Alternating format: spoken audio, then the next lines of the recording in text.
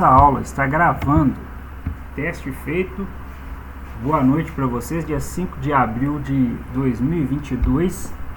Um dia aí que vocês estão extremamente felizes, né? A pessoa está no notebook, então eu posso mostrar minha câmera, embora ela não vai aparecer na gravação, mas vocês podem me ver.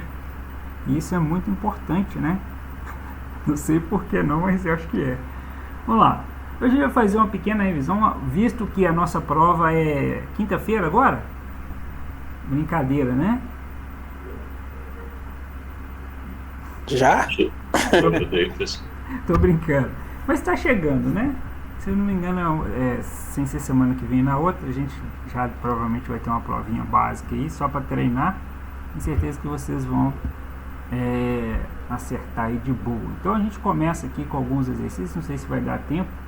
Se não der, a gente continua semana que vem. Então, a primeira característica que a gente pergunta é: o que se entende por elasticidade e plasticidade dos materiais, né? O que considera aí, não só na questão de definição de tanto de elasticidade como plasticidade, como também aplicação para cada um dessas chamadas propriedades, tanto mecânicas como metalúrgicas, que também é usado na construção civil, na engenharia elétrica. Então, onde que vai se pensar aí em questões técnicas e de engenharia, a elasticidade e a plasticidade está presente. Perfeito?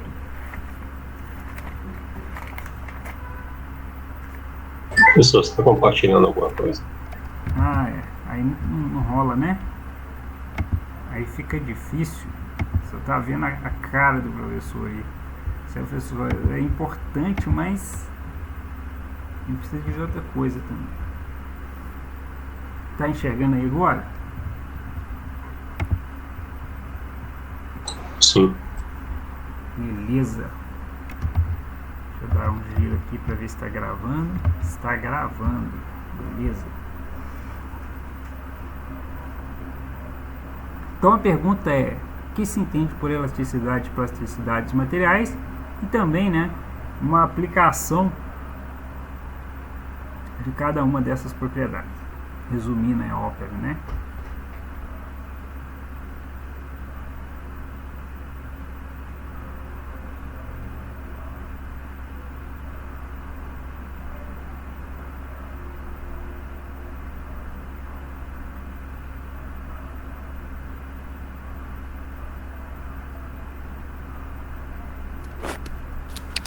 O bom é que as imagens ajudam demais, hein, né, professor? Verdade.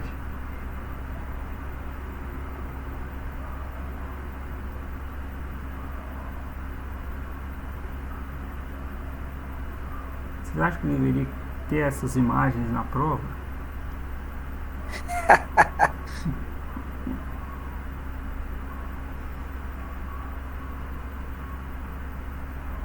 O Ava não vai conseguir jogar lá, não. Consegue não, né? Pediu Consegue. muito? Nossa! Vai arrumar a briga. Pessoal, Oi? aí no caso, a elasticidade faz com que o material consiga voltar à sua forma inicial, e a plasticidade faz com que ele mantenha a deformação sofrida. Isso. É um bom ponto de vista, concordo contigo, né? Então é exatamente isso. Pode ter outras definições com outras palavras, mas é isso aí, né? A volta ou não de um volume ou um comprimento antes do esforço. Excelente. Antes de uma tensão, tá? Agora, uma aplicação, né?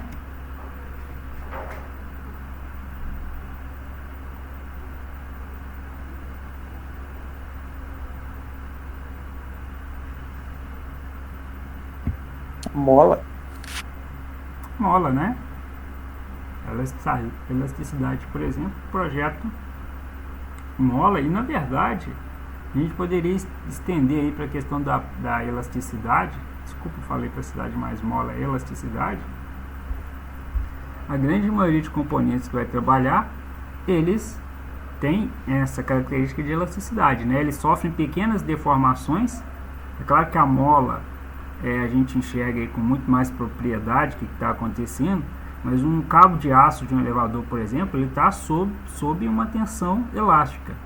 Então, quando se tem uma determinada carga, ele vai, claro que de forma muito minúscula e imperceptível, mas ele vai estar sofrendo uma deformação elástica. Assim que essa carga cessar, ela volta para a condição inicial. Mesma coisa serve para uma engrenagem, serve para um eixo, árvore.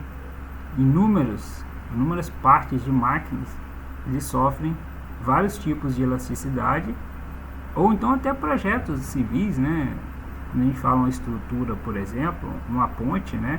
Quando ela tem aquela vibração dela ou, né, uma pequena deformação por conta do calor, ela está dentro do seu processo elástico, só que imperceptível ou perceptível, e volta para a condição inicial. Quando você para sobre um viaduto, por exemplo, dentro de um trânsito, você percebe, né, que ele tem uma certa vibração. Aquela vibração ela é dentro do projeto, mas ela não vai fazer com que a ponte, né, ela se deforme e fique sem voltar para a condição inicial. Deixa eu ver que alguém entrou aqui. Boa noite, professor. Boa noite, Raul. Como é que tá? Beleza? E a plástica, hein?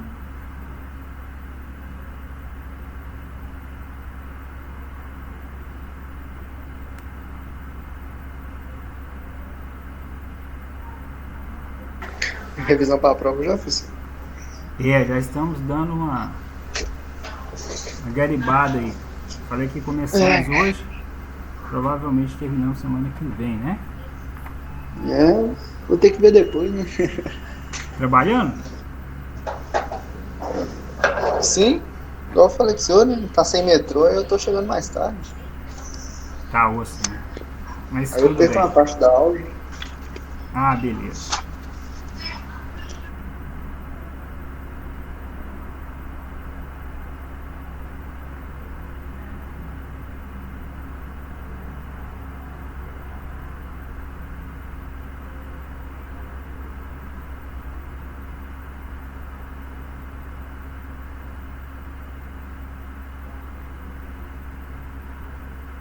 Mas tá disponível lá, não tá, professor?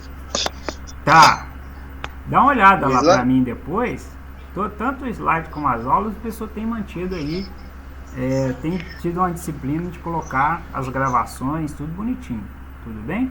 Se tiver algo lá então... que esteja fora, né? Olha, observe bem a data, nem todas as gravações eu consegui colocar, mas na maioria delas aí é porque, se eu não coloquei, é por um ou outro porque realmente não consegui gravar, tá? Tem alguma falha, alguma coisa assim, mas a grande maioria está. Por exemplo, acredito que tirando a primeira, todas as aulas de metrologia, por exemplo, estão lá, bonitinho lá, gravadas. A metrologia eu fiz seu trabalho, sabe? A aula gravada me ajudou. Pois Deu uma é. revisada na aula. Ah, beleza. Isso já me deu um feedback aí. E aí, Raul, eu perguntei o seguinte, né? Uma aplicação para plasticidade dos materiais metalúrgicos, mecânicos, né? Eu vi que você mandou o trabalho lá. Não vai responder. Eu tive que dar um jeito na minha vida, porque senão enrolar é pior.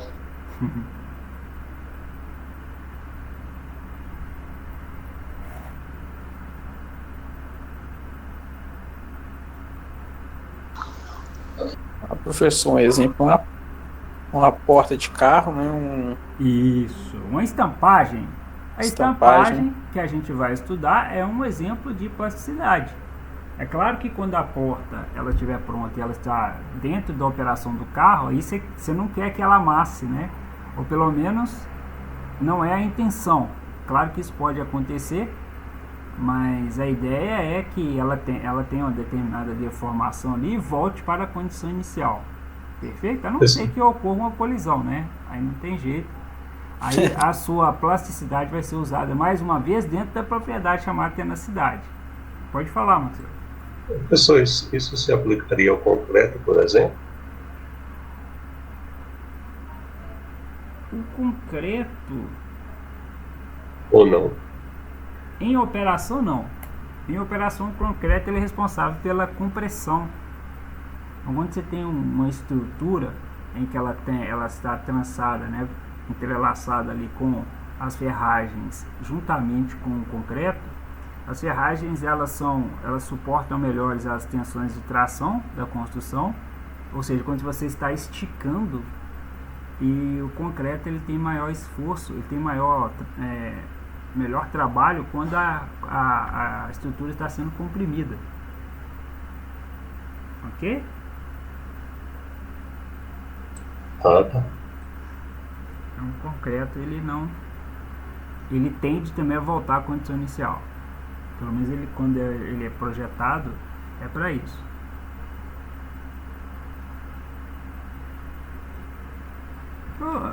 Trefilação, extrusão que a gente viu, todos esses processos eles estão dentro aí de um processo de utilização de plasticidade, tá? Então quando a gente fala de conformação, a gente fala em grande utilização do processo de plasticidade, pode falar de laminação, extrusão, trefilação, o que mais? Forjamento, todos eles estão dentro aí do processo em que você vai deformar a peça e você quer que ela fique com aquela forma. Por exemplo, essa figura aí entre duas matrizes, né? Então você tem duas matrizes, ele vai ocorrer um processo de conformação entre elas, você quer que ele trabalhe dentro da plasticidade e fique naquela forma em que foi projetado para ser fabricado. É claro que depois, quando essa peça ela vai para a operação, aí normalmente esse efeito da plasticidade já não é desejável mais, ok? Aí a peça volta a trabalhar como elástico. Então, olha que interessante, né? Então tem duas propriedades aí, entre outras, né, no processo metalúrgico. A gente separou essas duas e a gente fez um gráfico. Olha que legal. Normalmente aí, como vocês curtem muito, né, eu sei que vocês amam gráfico, normalmente o gráfico como esse pode aparecer na prova. Olha que legal. Onde que essa região aqui até a A é um comportamento elástico do material. Oi? Não arruma essas confusão, não. Não arruma isso não, né? Então aqui um gráfico tensão deformação é que essa linha reta, passando ou não pela origem, é o comportamento elástico do material, e as demais partes é plástico. Então até o ponto A, que significa essa reta aí, é a parte elástica, né, de um material, e do A para a direita, né, o B, o U e o F aí, são regiões plásticas, tá? Lembrando que a região de conformação mesmo para trabalho, normalmente ela é requerida entre B e U, tá? É a região ideal aí para se trabalhar na região de conformação do material. A região de conformação do material ideal é entre B e U dele, tá? Então essa região chamada aí entre A e B de deslizamento de discordâncias, elas devem ser evitadas, e a região de encruamento não uniforme também deve ser evitada. Tudo bem?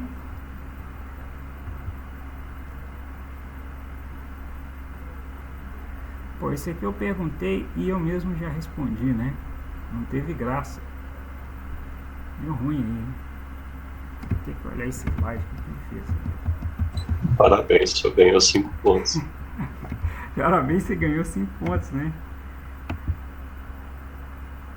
Ah, já sei. Sorveia seca. Agora eu tenho que corrigir tudo aqui.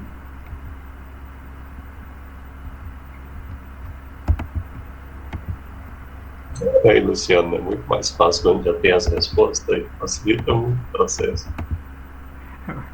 Vai que na prova você é assim, hein? Um déjà vu. Seria bom. Ó, Professor, mas você é gente boa, você vai dar umas pistas dessa aí na prova para nós. tá vendo aí? Agora eu que tô arrumando confusão pro meu lado. Ivan, deixa umas 5 respostas, tá bom. O professor é gente boa, Maxwell. Ele vai dar um mole desse aí pra nós lá, bom. Vai, nós tá lascado. Peraí, só um minuto. Deixa eu tirar todos os gatos aqui, né? Acho que agora os gatos todos saíram. A pergunta...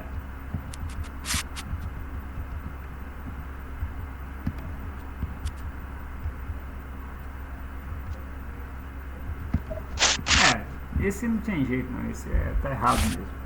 Na verdade, já está com a resposta, né? Então, eu dei um exemplo aí na figura de duas características de materiais frágeis, ok? A gente, né, quando a bola ela toca o vidro, por exemplo, é um material frágil, ou seja, ele não absorve energia nenhuma e ele fratura. O exemplo que o Luciano deu, a porta de um carro, por exemplo, né, a estrutura de um carro, ela hoje se usa bastante esse tipo de estudo, de forma que uma colisão, o carro ele tem uma grande parte dele amassada. Eu acho que é até demais, né? Mas tudo bem. Uma das alegações que eles comentam é que o choque ele não passe para o usuário. Então, a característica de um carro ele deformar numa colisão é exatamente para a proteção do usuário. Uma grande parte é para proteção do usuário, ok? Então, a tenacidade é a característica, é a propriedade que o material tem de absorver energia do impacto. Ou seja, quando a gente fala absorção de impacto, transformá-la em deformação plástica, é exatamente isso. A estrutura de um carro que sofre uma colisão, ele se deforma, então ele está absorvendo grande parte dessa energia e não passando para os seus tripulantes, ok? No lado esquerdo a gente tem o navio, a gente tinha comentado isso no semestre passado da série Liberty, em que eles não observaram a característica de aços denominados aí, eles têm baixa fragilidade a temperaturas, como se fala, a fragilidade deles aumentam a baixas temperaturas, se é a palavra correta, de forma que muitos navios, durante a Segunda Guerra Mundial, o simples fato deles estarem clarados no porto, em águas geladas, ele trincava de fora a fora. Ou seja, baixíssima tenacidade naquela temperatura, ou seja, muito frágil, a ponto, né, das simples torções do peso do navio fazer com que ele fraturasse de fora a fora. Então a gente tem aí 30%, né, de 30% a 40% dessa série de navios com problemas, um número elevadíssimo em que fez avançar o ensaio chamado ensaio Charpy, que é um ensaio de variação de energia com a temperatura. Então hoje, se a gente tem vasos aí com baixa temperatura que resiste muito bem, vasos criogênicos que eles costumam chamar, é por causa disso, né? Esse tipo de problema que teve. Os alemães também tiveram isso na Segunda Guerra. Eles também tiveram, além de uma péssima estratégia, né, de invadir a Rússia no inverno, e a Rússia em questão, ela já tinha uma estratégia muito boa, que é o que?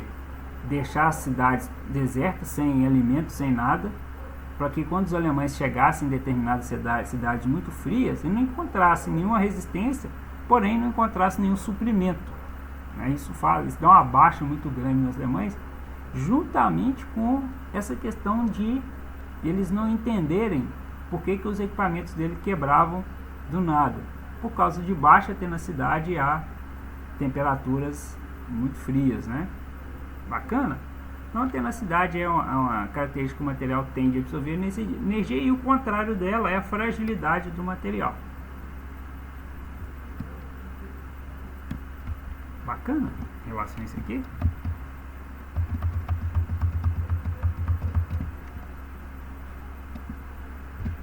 Ok, vamos passar para o próximo.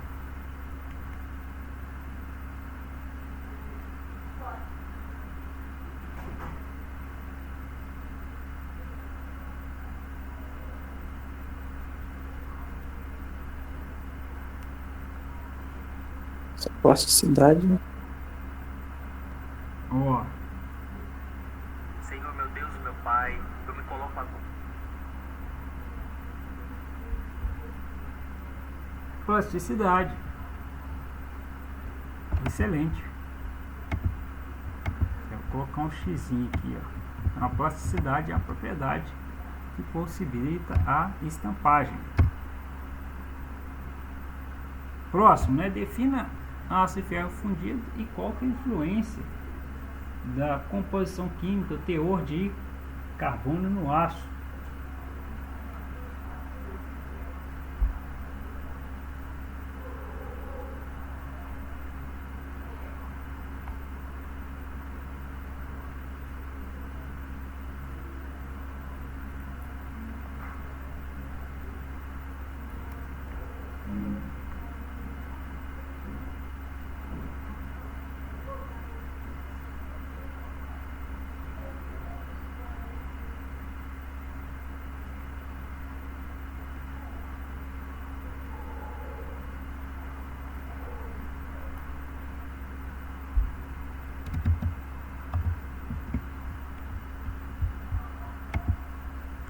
Não consigo ver as mensagens. Não está apresentando. Agora que eu vi, mas não está apresentando.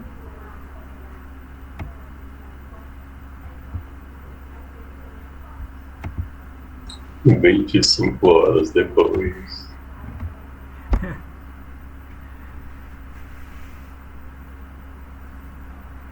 Estava fazendo um teste. Ela tem concentrado no texto lá. Ferramenta que já tinha aqui no notebook, entendeu? Nem foi aquela que você me passou, não, que também é muito boa. Sensacional.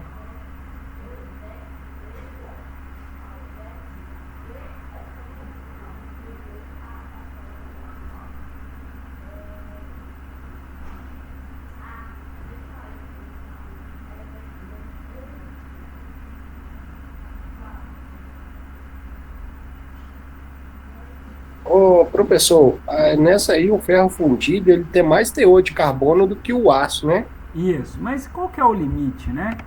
Qual que é o sarrafo? Vamos brincar assim, né? O que define? Ó, até esse ponto aqui a gente chama de aço, acima dele a gente chama de ferro fundido. O aço é até 2,11 é aço, né? Acima é ferro fundido. Isso, garoto. Então 2,11 aí, alguns autores colocam como 2,08, então tá uma pequena variação aí que sinceramente não faz diferença nenhuma, até porque normalmente o aço comercial ele vai até 1,1, 1,2, acima disso começa 1,2%, tá, de teor de carbono no ferro, acima disso aí comercialmente você não encontra muita coisa a mais, a não ser que você tenha um determinado aço ferramenta com outros elementos de liga, tá? Vamos dizer assim, o aço, principalmente o aço carbono, acima de 1,11 não tem muita coisa não. E acima de 2,11, né? A gente tem o fofo aí, o ferro fundido. Excelente. Valeu, Ivan. Continuando aí, já que você está embalado, animado, chegou firme e forte aí, dividindo bem.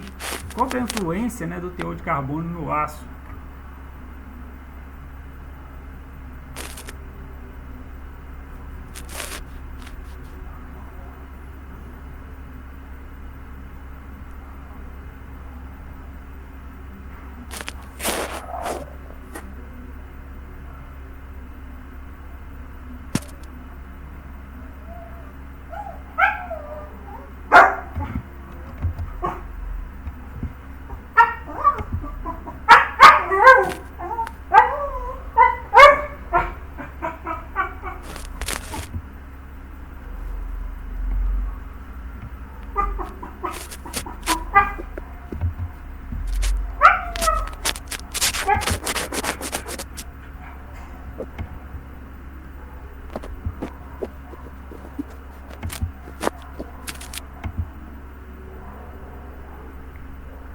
professor, nessa influência do carbono aí, a gente poderia dizer que para aumentar a dureza?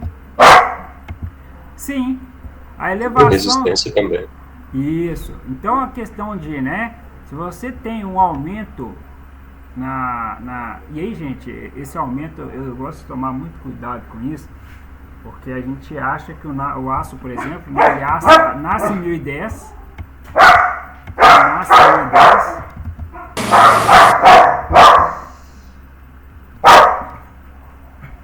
Ele nasce em 1010 e morre em 1030. Só um minuto. Ó, Fred. O professor tá na dureza lá também, né?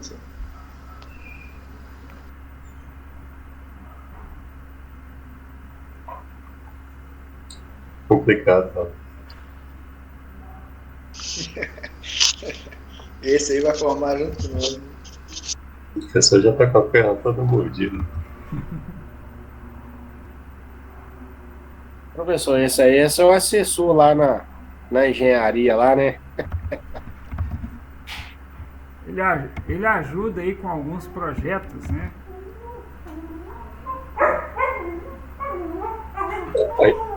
A empresa do professor é Global Construções. Os magos real gênero.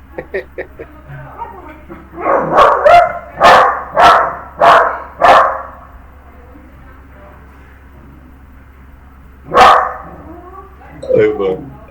Aí de calma, tá a foto do cachorro, eu já.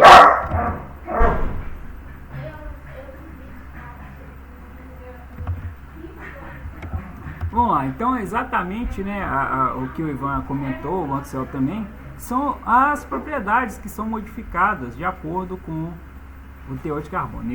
Eu falei, olha gente, então o aço ele nasce em 1010 e morre em 1045, ele nasce em 1010, tá? Agora, quando a gente fala, né, influência, é porque o 45 tem maior teor do que o 1010. Então, se o 45, né, ele tem maior teor, ele tem maior dureza, ele tem maior resistência mecânica, ele tem maior resistência ao desgaste, por aí vai. Em contrapartida, o 1010 tem melhor ductilidade e tem melhor tenacidade. Então, essas são influências de maior ou menor teor de carbono. O 1010 se desgasta mais rápido, por exemplo, numa característica em que se requer o desgaste. Pode falar. O ferro fundido, então, por ele ter mais teor de carbono, ele tem mais resistência do que o aço? Sim, mas até o próprio ferro fundido, a gente vai trazer um trabalho sobre isso na fundição, acho importante. Acho que, né, você tem todo estudo, né, a respeito do ferro fundido, vão trazer a diferença entre eles. E nem sempre, no caso do ferro fundido, maior teor de carbono quer dizer maior resistência ao desgaste, por exemplo. Por quê? Porque tem características microestruturais que fazem com que um determinado ferro fundido tenha, né, uma melhor maleabilidade, tá? Você vê como que as coisas são interessantes, né? É o que eu acho interessante nele, é porque ele tem um alto teor de resistência, né? Mais teor de carbono, e ao mesmo tempo ele é frágil, né? Dependendo da pancada que ele tomar, ele quebra todinho, enquanto o aço se mantém, né? A fragilidade, ela provém exatamente do elevadíssimo teor de carbono. Tá? Então, né, se você pega, por exemplo, um aço 1070 em relação ao 1010, o 1070 ele é muito mais frágil. Então, o ferro fundido, a fragilidade dele é exatamente esse altíssimo teor de carbono que ele tem. Ele é mais resistente ao desgaste, então podemos dizer assim, né? Sim, de um modo geral ele ganha no aço aí. Em relação Agora a questão de impacto, ele não aguenta impacto, né? Isso aí.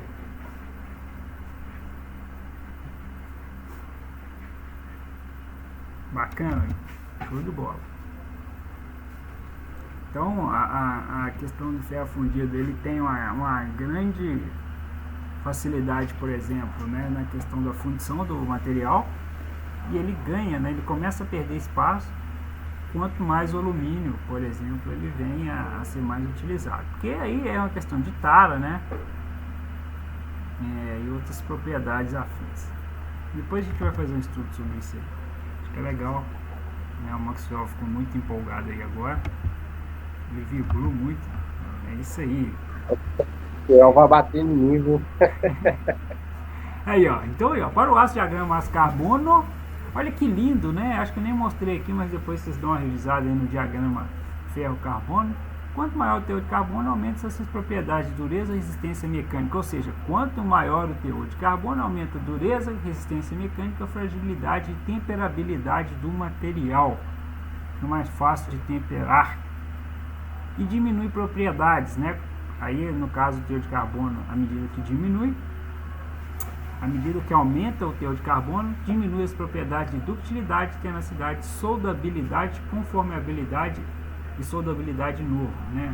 Precisava colocar soldabilidade 2 vezes, mas tudo bem. Então, quando você pega um 1070, por exemplo, não é simples de soldar.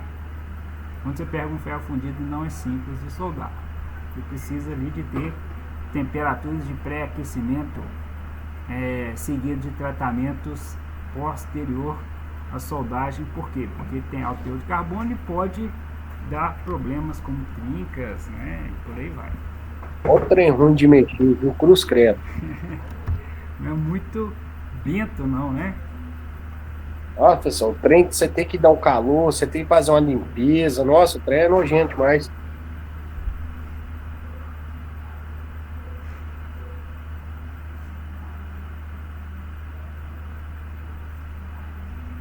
Fora as marteladas, né? Que é bom dar. Esse é o 1025. Isso. 1025, né? Então, aço submetido ao tratamento termoquímico, denominado cementação, tem como principal característica apresentar baixo teor de carbono. Você vê que é um limítrofe, né? A têmpera já é acima de 1030, a cementação é abaixo de 1025, podendo ou não conter elemento de liga. Um exemplo do aço que atende à característica é o aço ABNT 1025, né? Que você pega ali, o 10 é um aço carbono e o 25 representa o 0,25. Você pega o 25 e divide por 100, tá? Então ele tem 0,25% de carbono agregado ao aço. 1600 é 0,60, 0,60, 1080 0,80, 1090 0,90. Aí.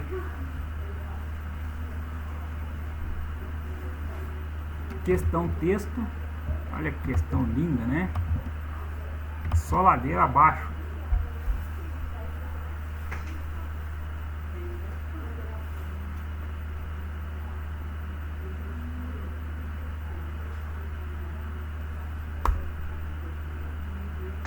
Certeza. Não, pera aí, nem deu tempo dos meninos lerem. Você já leu essa aí, Ivan? Tô terminando de ler aqui, professor. Esperar mais um pouquinho. Isso aí.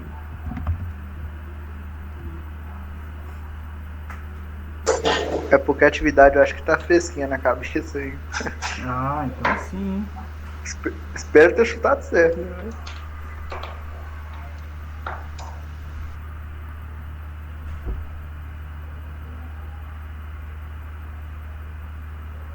Eu tô entre dúvida entre a letra C e a letra D, que ela só muda o final, tração e compressão.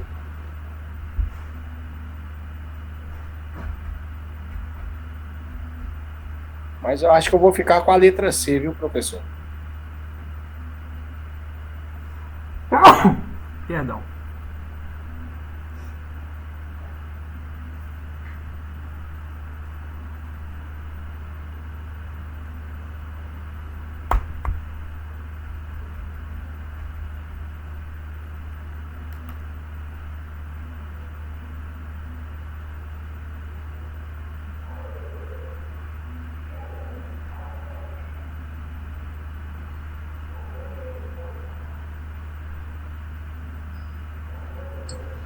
Acho que letra C mesmo.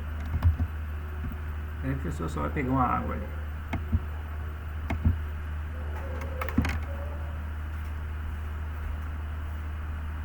Oi, Ivan.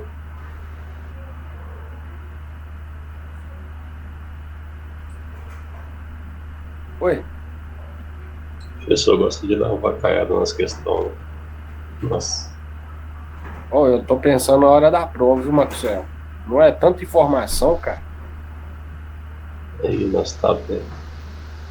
Vocês chegaram a ver o material? Ô, Raul, você mandou aqueles negócios lá no grupo lá? Eu não sei se pelo telefone, cara, mas eu não tô conseguindo me entrar naqueles links, não. Porque demora um pouquinho mesmo. Não, mas Só- ele nem só- chega a abrir, não. Ele nem chega a abrir, não. Você aperta nele, ele nem abre, né? Ele copia lá, mas não abre, não. Quando não tem computador, né? Eu estudo pelo telefone. Não abre nada. É porque você deve estar apertando e segurando, não. Não, aperta uma vez só e mesmo assim não vai, não. Tenta dar uma ampliada na tela ô Ivan, e vê se você consegue clicar nele. Qualquer coisa depois eu te convido. Eu vou ter que dar uma olhada, né? Porque o professor falou que as atividades tá tudo lá. O material tá todo lá. Eu tô perguntando se vocês dão uma olhada no material, que a revisão ela tá meio grandinha, viu? Eu tô lascado, viu, menino? Também não Professor tá conseguiu acessar esse drive, não. O professor tá puxando de. Quer ver? Rapaz, eu sei que o negócio tá grande. Deu certo aí? Então, uma dúvida do Ivan, né, professor? Tá, as propriedades. Alguém mandou mensagem, vamos ler. C. Né, o que é tração e o que é compressão, hein? Vamos lá, o que é tração e o que é compressão?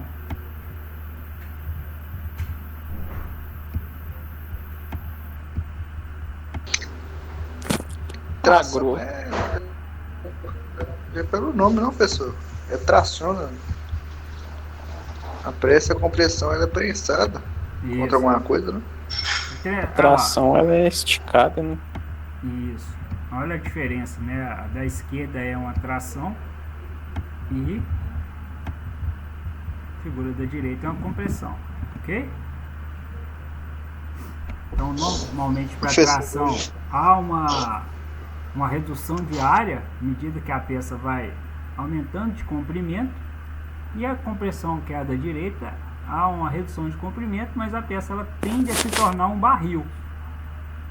Ela aumenta Aí a tração é em sentidos opostos e a compressão é no mesmo sentido. É a mesma direção com sentidos opostos. Exatamente, né? Conceito fino. Agora, será que daí não caberia para C e para D, não? Não, porque a propriedade da compressão é chamada de maleabilidade. Ok? Ah, tá, de compressão, é um detalhe, né? A de compressão seria a maleabilidade. Então a resposta certa é a C. Tração. Por causa da tração. Porque compressão, a propriedade chama-se maleabilidade. Tudo bem? Professor, Aí Ivan ganhando 15 pontos. você tá falando dessa. Pode falar. Você tá falando dessa matéria aí? Você tá falando dessa matéria aí, eu lembrei disso hoje. Ih, Lá no serviço lá a gente mexe com martelamento de peça também. Aí eu até tentei gravar um pouquinho e mandar pro seu, mas falou que não deu não, mas um dia eu vou ver se eu consigo gravar e mandar pro senhor. martelamento. Você tá falando essa questão da compressão. Martelamento é para quê? Martelamento como vamos supor, a gente precisa fazer uma peça, a gente chama lá navalhada, que é uma peça que ela tem um ângulo menor. E quando faz esse ângulo menor, ela precisa tipo grudar uma na outra, entendeu? Aí vem um martelo e bate em cima dela e gruda as duas. A temperatura dela é aumentada para fazer isso ou não? Quando trabalha quente ou a frio? É a frio, né? Interessante, né? A frio. A frio, né? Aumenta a dureza da peça. Ô, professor, eu queria fazer um comentário com o processo que chegou lá na empresa, lá um processo novo lá, cara, tô achando ele muito interessante, sabe? Até então o processo das molas lá é feito a quente, né? As molas são aquecidas no forno de indução, Certo. passa na enroladeira, na têmpera e continua. Aí o que acontece? Agora chega uma máquina lá que eles estão fazendo essas molas a frio, cara. Entra o tarugo, né? Ela entra na enroladeira ou na máquina lá, numa máquina lá, acho que é CNC, acho que é, não, é uma máquina lá, ela toda automática. A mola sai com a perfeição, ela não sai torta, e sai tudo direitinho, cara. É interessante demais, professor. Não quebra, não trinca. E o aço continua o mesmo? Continua a mesma coisa, cara. Ele não sofre nenhuma deformação, sabe? Não tem Nem tratamento chegar a achatar, ele achata. Não tem nenhum tratamento posterior? Tem não, do jeito que vem um rolo, né? Os rolos de tarugo enrolado. Aí a máquina pega e puxa ele e já começa a enrolar a mola ali. Eu vou tentar lá filmar esse, que estiver fazendo ela lá amanhã. E eu vou mostrar ao senhor. É muito interessante o negócio, cara. Cuidado, né? Porque esse tipo de máquina normalmente pode ser até uma questão de sigilo industrial, tá? Vai com cuidado aí. Sei que vocês são bacanas, né? São extremamente interessados, né? Estão aprendendo. Eu admiro muito isso. Vai devagar, tá, Ivan? Verifica direitinho. Porque às vezes, muitas vezes, o simples fato de você estar com o celular lá, você pode estar violando uma regra de empresa. Tudo bem? Se não tiver problema, eu fico feliz. Até às vezes a gente esquece até do contrato de trabalho, né, professor? E assim, não é por mal, é pelo. Eu vejo como uma coisa muito boa, né? Eu aquela vontade de crescer, de aprender, eu acho muito louvável. Mas só toma esse cuidado aí que hoje, dependendo da fábrica, né? Por exemplo, eu já fiz visitas aí. Inclusive a gente tem uma visita no final de abril. Vamos esquentar, foi bom ter falado. Peraí que eu vou falar da visita. Só para encerrar um assunto, para começar outro. Então naquela ânsia de querer, né, mostrar, aprender e tal, a gente pode estar aí violando uma regra. Tudo bem? Professor, eu não repasso. Sou muito consciente em relação a isso, né? Tanto que às vezes alguns de vocês me mostram aqui, eu peço licença, termino de gravar a aula para depois mostrar, porque eu sei que pode, né, trazer consequências. Que se tem que tomar cuidado é que, se você conseguiu gravar e pôde, o cara falou, não tem problema, né? Ou por um motivo lá você pode gravar, mas não repassa, não tem problema gravar, mas não repasse, né? Eu faço isso aí, tá bom? Professor, isso aí é uma coisa assim tão crítica, né? Porque lá a gente assinou o contrato, né? Igual o Luciano falou e tudo mais. A gente foi avisado disso. Se eles, né, a pessoa fotografando o processo, essas coisas, a pessoa é até expulsa da empresa, cara. Porque mas isso eu acho isso uma bobeira, né? Porque, por exemplo, assim, todo mundo lá trabalha com telefone, querendo ou não, uma hora um vai fotografar e passar isso pra frente. Senhor. Mas não é bom a gente ser o bode expiatório da conversa, né? Ok? Que não sejamos o exemplo, né? Esse aqui nós vamos fazer A, B e C de mal para ele, ou para mostrar aos outros que não pode. Não, cuidado, tá bom? Certo, é certo, né, professor? É a política da empresa, então a gente tem que respeitar, né? Exatamente. Tudo bem? Não vejo mal nenhum, não, gente. Eu acho muito bom, fico muito feliz. Eu só temo pelo crescimento de vocês, tá bom? Eu gosto demais. Por mim, sai gravando aí que todos crescem, mas sem a imagem de ninguém. Oi? Eu vou dar uma olhada lá com o engenheiro lá da produção. Melhor. Se permite, né? Se ele permitir. Aí eu vou mandar para o senhor compartilhar com nós aqui na sala aqui. Pô, é muito interessante o processo. Você tem que ver a perfeição que a mola sai, cara. Não falta deformação nenhuma, sabe? É muito interessante. É bacana. Às vezes esse processo do Ivan aí, ele grava, né, pessoas, os caras acham que ele tá querendo passar informação pra concorrência, uma coisa assim. Esse cara é um espião. Bom, alguém comentou sobre visita, talvez dia 30, no final desse mês, né? Estamos no início dele já. Ia falar 30 de abril, a gente já está em abril. Há uma possibilidade de visita, tá? A um processo lá em. Não esqueci o nome, gente. Lá em Ouro Preto, tá? Como é que vocês estão aí em relação a isso, né? Vou ver a data direitinho, não sei se vai ser fim de semana, tá bom? Vou verificar direitinho. Se vocês acham interessante, a gente vai tentar ajustar isso. Quinta-feira eu vou estar em contato com ele, então o professor que está olhando pra gente. De repente vocês têm interesse em seria muito legal, tá? A gente verificar, fazer uma visita aí. Primeiro, hein? Acho que vai sair mais um. Tentar sair mais um aí dentro desse processo, tá bom? Eu dou detalhes dela na quinta-feira.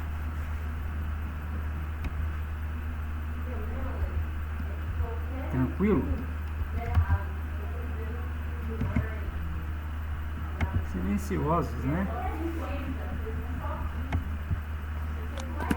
No caso, essa visita seria durante a semana, não? Pois é, eu vou ter que ver se é durante a semana ou se é fim de semana. Fiquei em dúvida agora, viu? Até porque eu comentei isso com ele. Falei, pô, a gente tem que ver isso direitinho, porque os meninos trabalham, né? Sair daqui pra ir pra Ouro Preto no meio da semana, acho que vai dar muito bom, né? Sim, podem faltar de serviço, mas vamos ver direitinho. Deixa eu ver que dia que ele colocou aqui. Quinta-feira eu vou. Amanhã, na verdade, eu devo já conversar com ele. Quinta-feira eu dou um retorno pra vocês. Ok?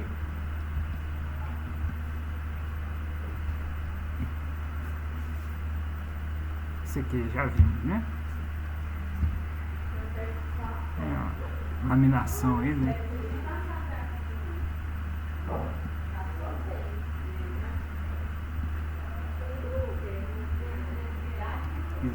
Hoje é exercício só, né? Na parte da informação.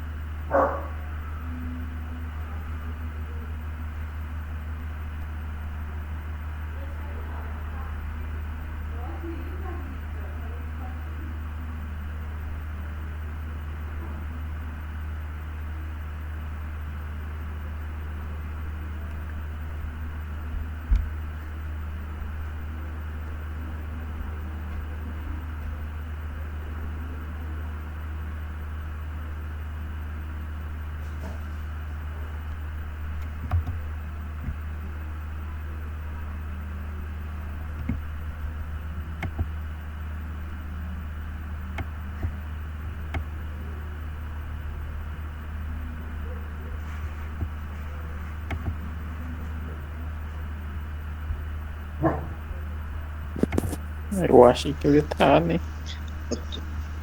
Eu tô no medo de ir nessa arca, tá muito óbvio.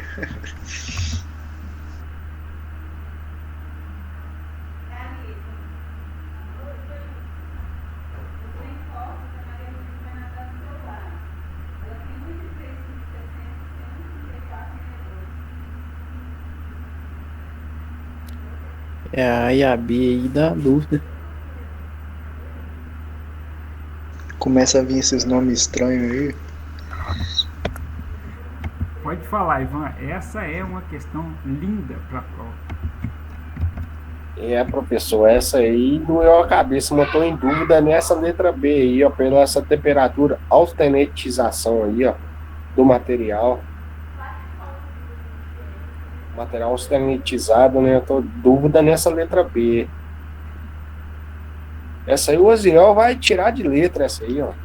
Eu acho que é a letra A, porque a oxidação e a temperatura tem que estar bem elevada aí, né?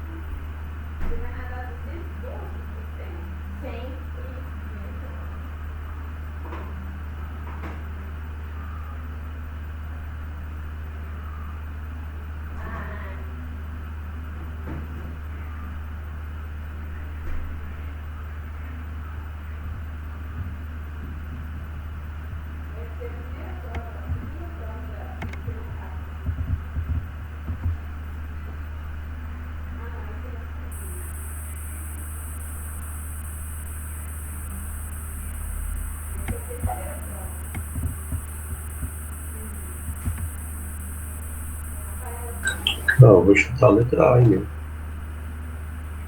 A laminação a frio é feita em temperatura ambiente mesmo, e a laminação a quente é por volta de 1.100 graus assim.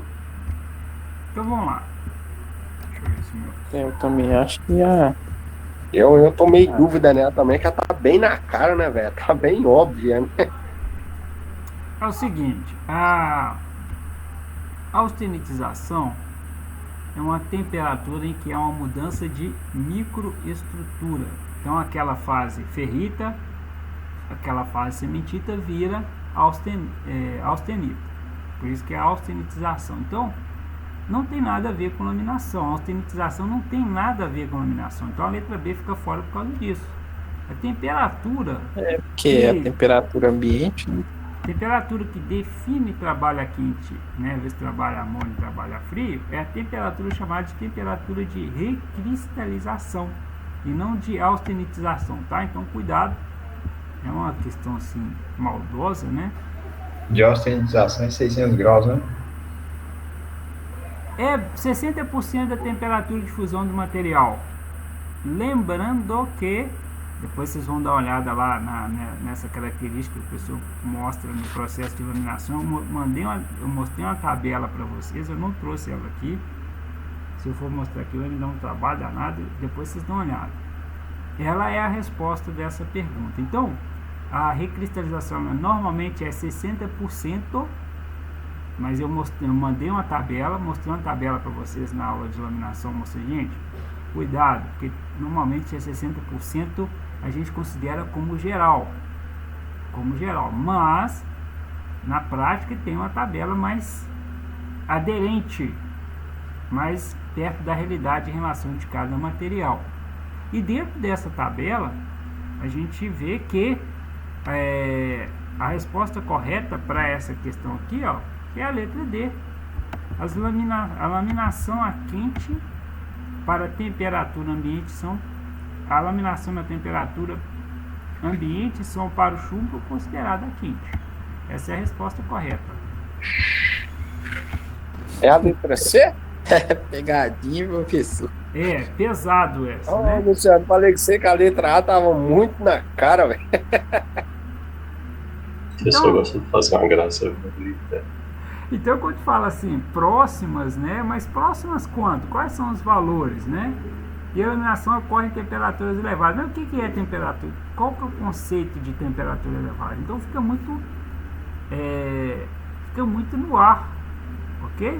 Enquanto que quando você pega aquela tabela, depois vocês dão uma olhada, vocês verão que lá está 15 graus, se eu não me engano, né? 20, não sei, que o chumbo realmente a 20, 15 graus ele é considerado um trabalho a quente para o chumbo. Então a resposta correta dessa é a letra D. Isso é uma questão extremamente maldosa, né? É aquela questão que o professor coloca assim para ver quem é que vai tirar total, né?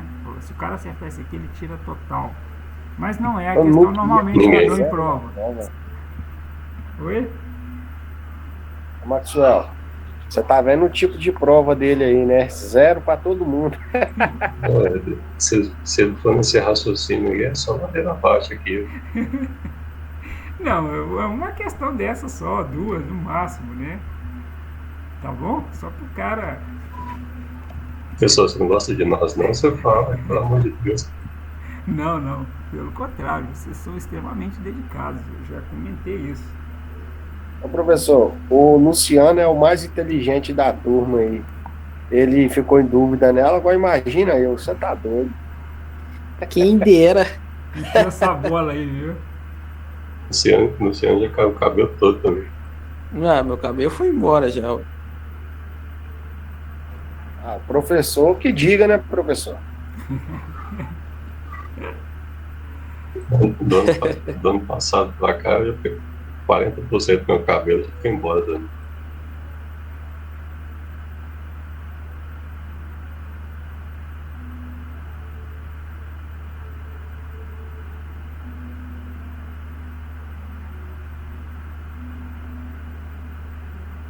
Próximo. Deixa eu achar um.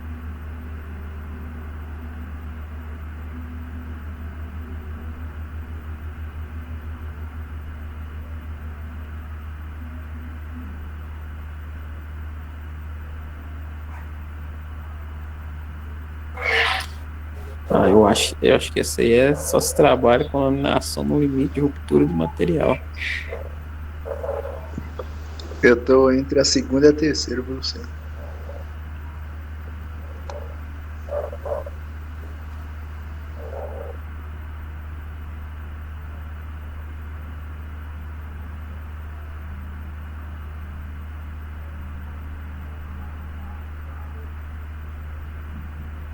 Essa revisão é importante para a prova, tá? Isso pegou pesado. Eu também tô em dúvida nessa segunda aí, ó. A deformação ocorre na laminação, pois o material é empurrado contra o cilindro de laminação. Eu vou ficar nessa aí, viu, professor? Nessa letra B aí.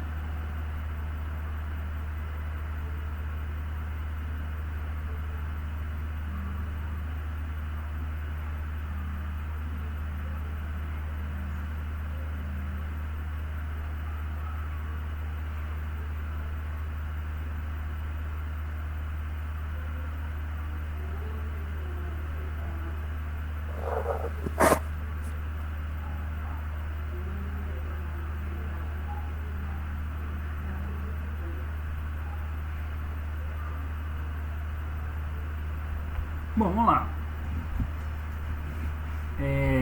Vamos voltar alguns slides, que eu acho que... Deixa eu ver se vai me mostrar aqui.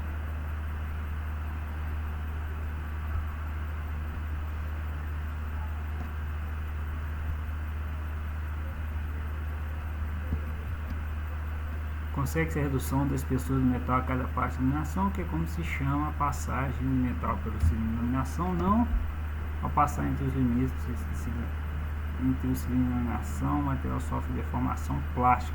Tem que ter uma redução de espessura e aumento na largura e no comprimento. Também não.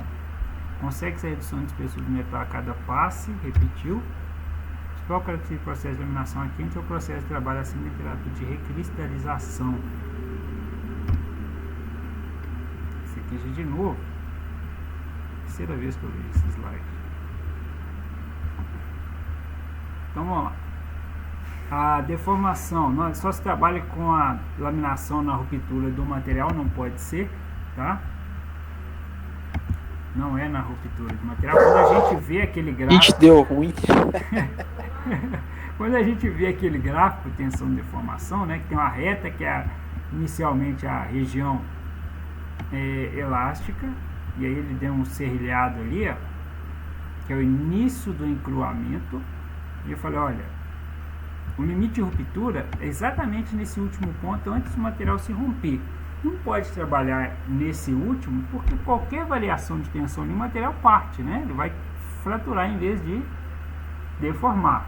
Tudo bem?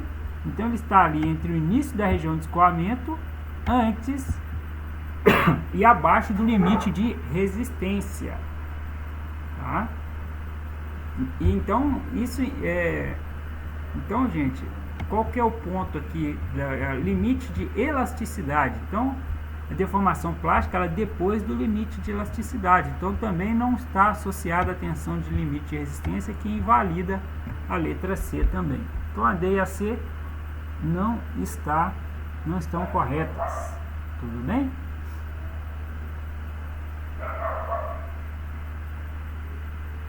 B. O material ele não é empurrado contra o cilindro de laminação. Na verdade, deixa eu ver se tem uma figura aqui. Na verdade, os cilindros eles giram, fazendo com que o material seja puxado, que o tarugo... Ele é puxado, ele é empurrado. Puxado, exatamente. Ele não é empurrado, tá? O que invalida também a letra B aí, tá? Ele não é empurrado. Sistema de conformação que é empurrado é a extrusão que a gente viu. Então isso aqui também está fora. E o encruamento, o que é encruamento? Vamos voltar aqui na recristalização para a gente entender o que é o encruamento. O encruamento é quando o material ele sofre uma conformação, seja a quente ou a frio, e os grãos dele, esse aqui nem é uma figura tão bacana, né? Mas não, aqui ó, da direita mostra muito bem. O que acontece? Há um escorregamento dos grãos, os grãos ficam alongados, isso é encruamento. E esse encruamento, ele modifica a propriedade do material, modifica. O material ele fica com maior dureza e maior resistência mecânica.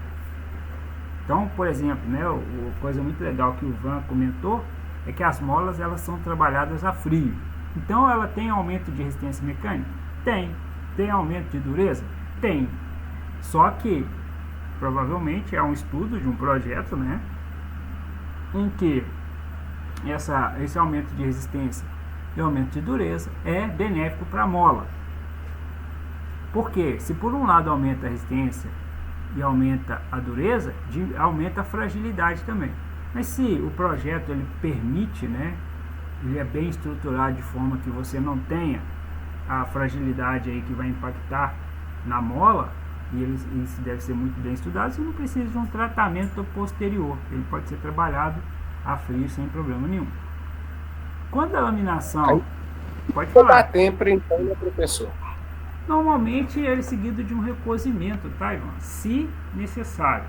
Por isso que o projeto do processo é importante, né? O planejamento, o processo de engenharia, que eles definem se esse trabalho a frio vai ou não impactar na peça. Vai aumentar a resistência? Beleza, muito bom. Mas a fragilidade vai aumentar um pouco. Mas às vezes ela professor, não impacta, depois que... porque um aço, por exemplo, um aço que tem elementos de liga que não permite, né, que essa fragilidade seja elevada. Ela, depois que ela é enrolada, ela entra no forno, né? Porque eu perguntei ao rapaz lá, eu falei assim, foi isso que o professor deixa eu te perguntar uma coisa, qual que é esse tipo de aço aí? Eu perguntei ao operador.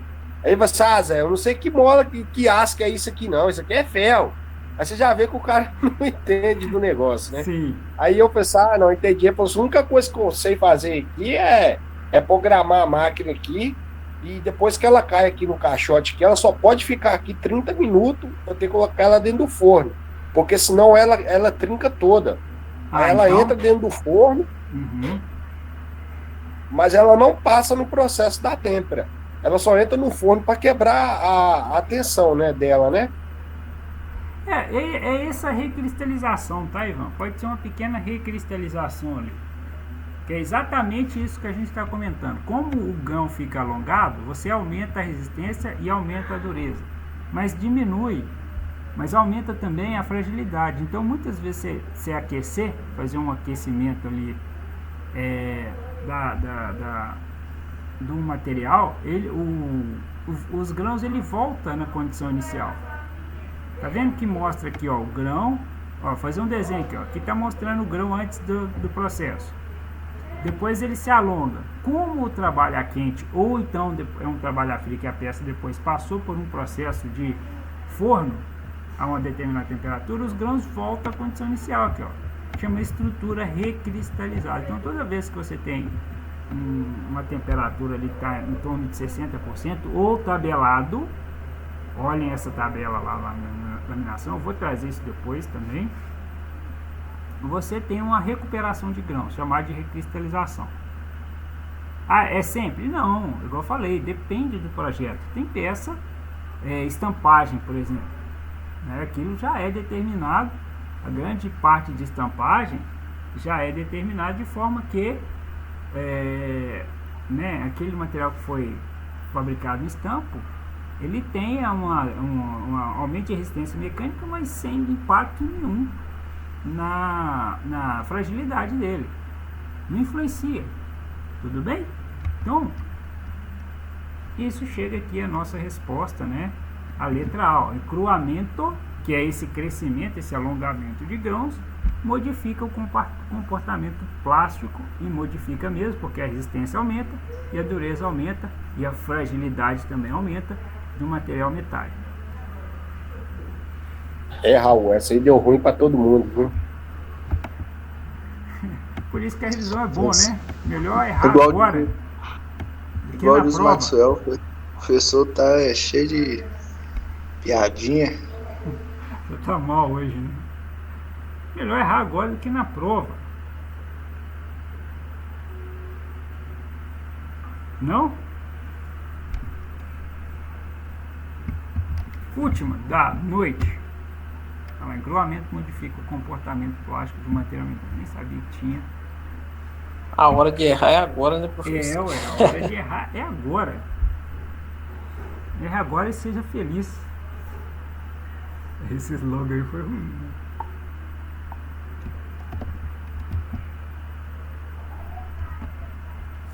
Recristalização. Recristalização, isso é uma pergunta anterior que você passou aí, ó.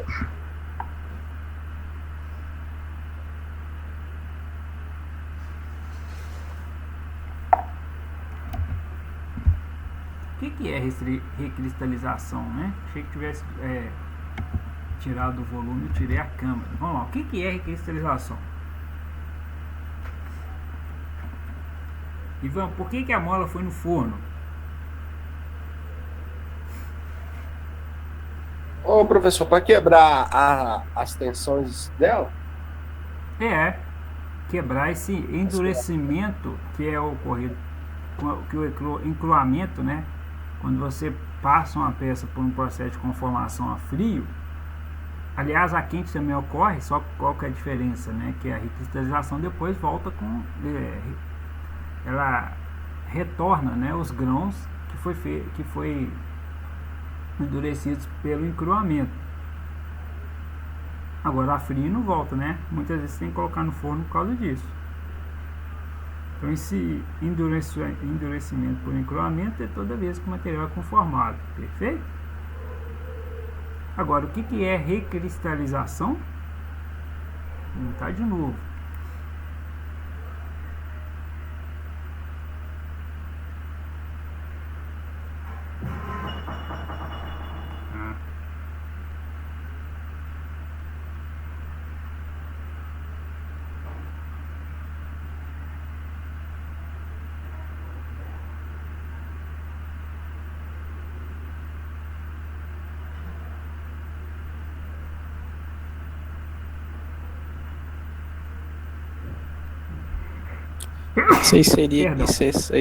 Isso aí seria retornar com a estrutura. Isso. Um retorno. Estrutura cristalina nele. Isso. Um retorno dos grãos. Recristalização é o retorno dos grãos, né, de forma arredondada, que volta às propriedades de tenacidade e ductilidade. Muito bom. É isso que eu queria escutar. Recristalização é o retorno. Encruamento alonga os grãos. A recristalização pega esses grãos e retorna à condição original. Deixa eu voltar aqui, ó. Vamos lá, ó. Cadê você? Aqui, ó. Tem três circunferências mostrando aqui, ó. Deveria ter 4, deveria ter uma aqui, ó. Deveria ter uma aqui mostrando os grãos redondinhos. Aí o material passa pela conformação, que nesse caso é a laminação, mas poderia ser qualquer outra conformação. Após isso, ocorre um alongamento dos grãos devido ao processo de conformação do material. Se fosse a frio, terminava aqui, ó, nesse laranjado aí. Se fosse a frio, terminava aí. Mas como o material está na temperatura quente, esse grão alongado ele volta para a condição de arredondado aqui, ó. Olha lá, ó. Recristalização com crescimento de grãos. Por que volta isso? Porque o material está na temperatura quente. Se fosse a fria, ele terminaria aqui no laranjado. Esse laranjado é o que? É o encruamento. O rosa e o cinza é a recristalização, porque o material está sendo trabalhado a quente. Qual outra forma de recristalização? Você faz o trabalho a frio, igual o Ivan comentou, e o material vai para o forno. Aí você está voltando os grãos dele através do forno, nesse caso. Por favor, entenderam o que é encruamento e o que é recristalização?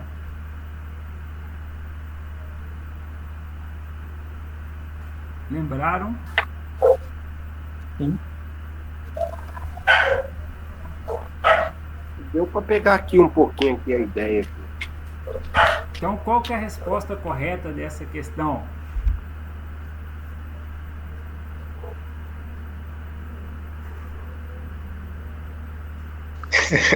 A cara do professor.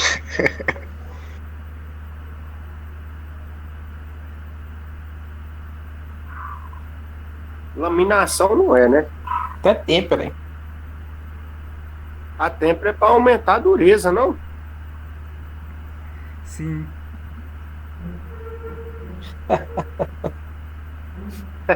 É o professor vai arrancar o cabelo fora. O processo que provoca endurecimento por encruamento de grão é qualquer processo de conformação. Qual que é o único processo de conformação que está aí? Laminação. Então a resposta correta é laminação. Se tivesse forjamento, era forjamento. Se tivesse estampagem, era estampagem. Se tivesse extrusão, era extrusão, caramba. Agora eu fiquei bravo. Nós vamos voltar na revisão da semana que vem exatamente nesse ponto, hein? Encruamento. Tá bom, mas Não Isso aí ficou- bagunçou a cabeça da ela, confunde, né? Encruamento e recristalização não está claro para vocês. Nós vamos trabalhar isso melhor para a prova. Vou encerrar. Semana que vem a gente começa exatamente por isso.